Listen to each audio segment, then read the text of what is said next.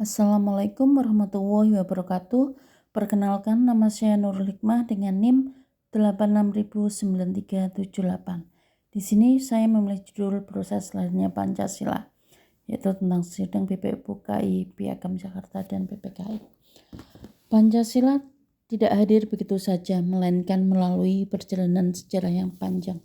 Sejak sidang BPUPKI, Piagam Jakarta, hingga pengesahan dalam Undang-Undang 1945, para pendiri bangsa berjuang merumuskan dasar negara yang dapat menyatukan seluruh rakyat Indonesia.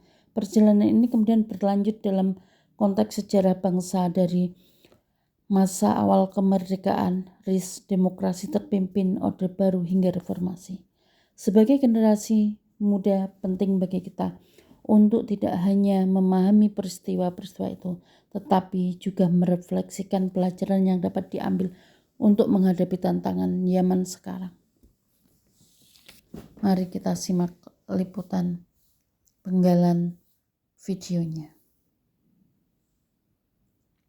Indonesia dalam pembukaan Undang-Undang Dasar Negara Republik Indonesia tahun 1945 dan pasal 1 ayat 3 1945 disebutkan bahwa Pancasila merupakan asal tunggal negara dan menjadi pandangan hidup bangsa Indonesia. Pada tanggal 1 Maret 1945 dibentuklah Badan Penyelidik Usaha-Usaha Persiapan Kemerdekaan Indonesia atau biasa disebut BPUPKI,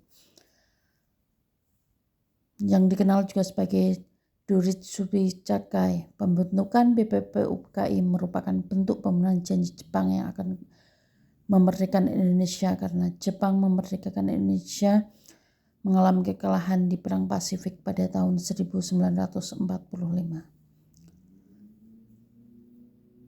Menyadari kekalahan, mata Jepang berusaha menarik simpati masyarakat Indonesia dengan cara menjanjikan kemerdekaan dalam bentuk sebuah lembaga guna mempersiapkan kemerdekaan Indonesia. Dan BPUPKI diresmikan tanggal 29 April 1945 oleh Dewan, yaitu sebutan bagi pemerintahan Jepang, sekaligus dibentuk ke panitia BPUPKI dengan 69 anggota yang terdiri dari perwakilan perempuan, 7 perwakilan Jepang, dan 60 anggota laki-laki, yang diketuai oleh Dr. Rajiman Widjoningrat dalam pelaksanaannya.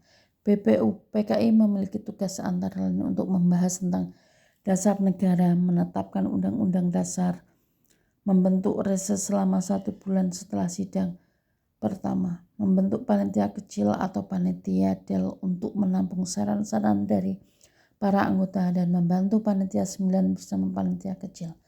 Selama proses menjalankan tugasnya, panitia BPUPKI melakukan 2 sidang resmi, yaitu sidang pertama dilaksanakan pada tanggal 29 Mei hingga 1 Juni tahun 4 di Gedung Chosang In Jakarta yang sekarang menjadi Gedung Pancasila.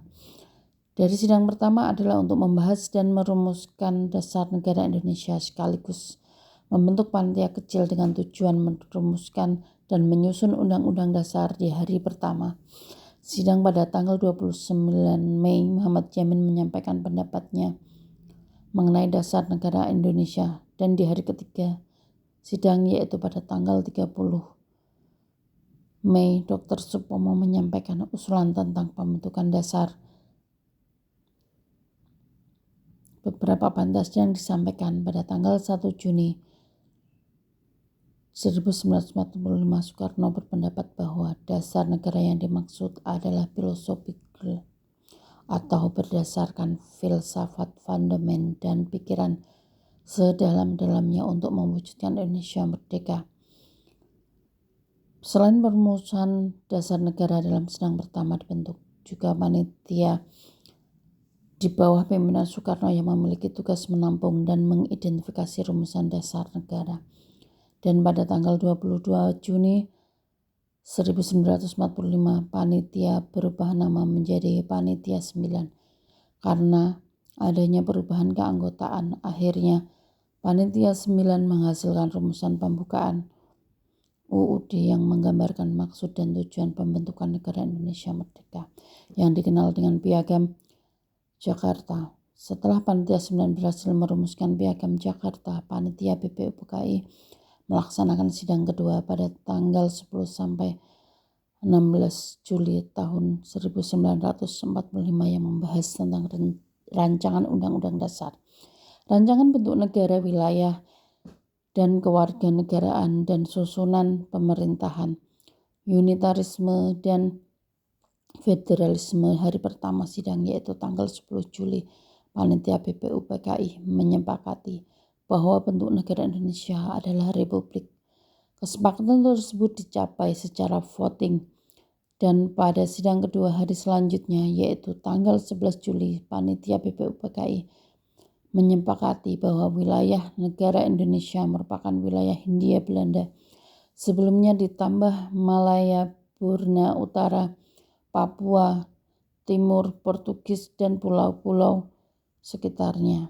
Hingga pada hari terakhir sidang kedua, Panitia BPUPKI menyepakati rancangan Undang-Undang Dasar yang dibuat oleh Panitia Perancang Undang-Undang setelah sidang kedua selesai pada tanggal 7 Agustus 1945.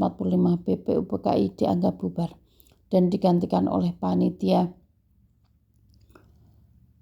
atau PKI, sedangkan Jepang menyebutnya Kitsujin, terdiri dari 21 orang yang mewakili dari berbagai pulau Indonesia. Selain 21 orang tersebut, juga anggota tambahan yaitu Soekarno sebagai ketua PKI dengan wakilnya Muhammad Hatta, dan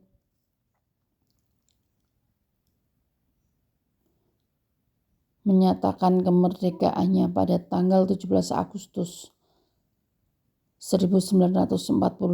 Selang satu hari setelahnya yaitu tanggal 18 Agustus, PPKI mengadakan sidang dengan tujuan mengesahkan pembukaan Undang-Undang Dasar 1945 dan peralihannya, dan juga Pancasila sebagai dasar negara Indonesia.